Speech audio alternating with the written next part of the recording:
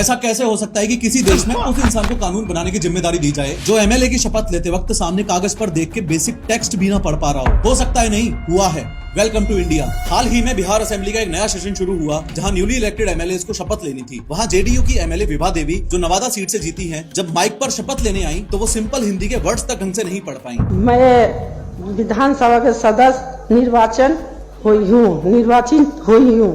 शपथ पढ़ते वक्त विभा देवी ने कहा, मैं ईश्वर की शपथ लेती हूँ। मैं ईश्वर से शपथ लेती हूँ। हालत ये हो गई कि उनके बगल में बैठी एक और नेताजी मनोरमा देवी को प्रॉम्प्टर बनना पड़ा। वो धीरे से एक लाइन बोलते और विभा देवी उसे रिपीट करती, बिल्कुल वैसे जैसे स्कूल में बच्चों को डिक्टेशन दिया जाता है। और जब मनोरमा देवी ने लाइन नहीं बोली तो विभा देवी जी बोलती हैं, छुटकी बोलना।